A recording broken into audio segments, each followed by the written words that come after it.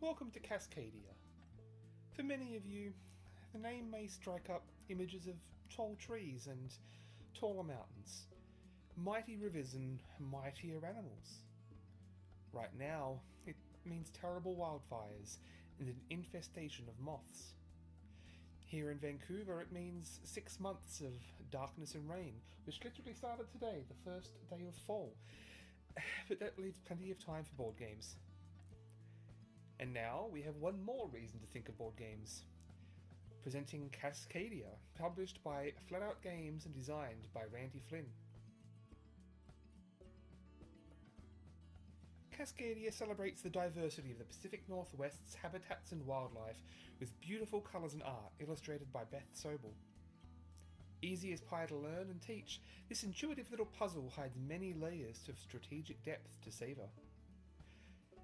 But before we get to the game, who's hungry? For the main course tonight, I've assembled a spread representing both the game and the delicious flavours of the Pacific Northwest. We have blueberry glazed salmon, elk stuffed mushrooms, and a mix of roasted root vegetables, all with ingredients sourced locally. I'd have taken more footage of this, but we don't want our dinner to get cold. Now that we've had our main course, let's get to the main attraction. Cascadia is a tile-laying, abstract puzzle game for 1 to 4 players. Players take turns drafting a set of game pieces, each consisting of a habitat tile and an animal token, then placing them in their own personal play area. Each habitat tile consists of 1 or 2 colours or biomes, and while there's no need to match these while placing your tile, there's certainly an advantage to doing so for endgame scoring. Each tile also has 1 to 3 animal icons, and the animal token in your set must be placed on a tile with a matching icon.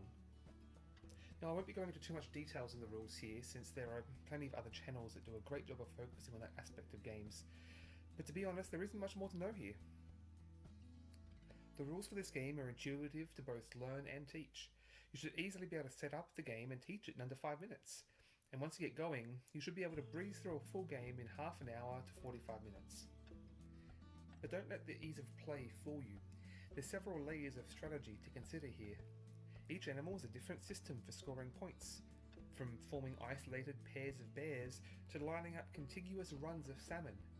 It takes thoughtful planning to set yourself up for future animal chains, while also maximising habitat bonuses.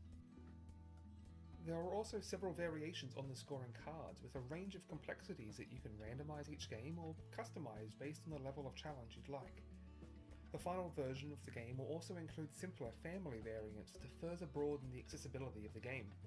I would perhaps like to see a little more card variation that go in other directions, with even deeper complexity, even more interaction between the animals. As it stands, fox is the only one of the 5 animals that care what they're adjacent to. At first glance, you might get the impression that this game suffers from analysis paralysis in picking your tile set, but actually found this to diminish a few rounds in once everyone had familiarised themselves and found some focus through their strategy.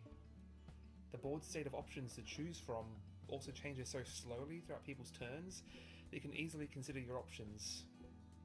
One thing Cascadia doesn't offer though is any degree of player interaction, short of inadvertently stealing that fox that your wife had her eyes on. Sorry.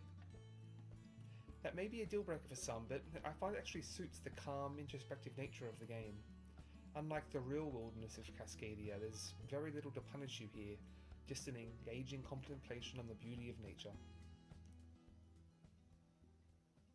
Well, I hope you left room for dessert, because now that we've finished the game, I decided to cakeify it. Just let me step over here and turn on the machine.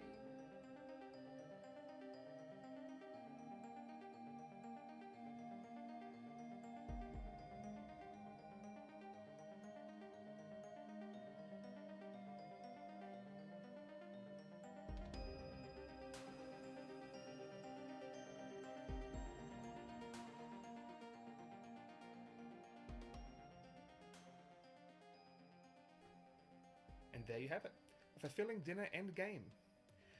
Now, this is my first review and something of a proof of concept to my content, and what is ostensibly just an excuse to make tasty food that's gotten a bit out of hand.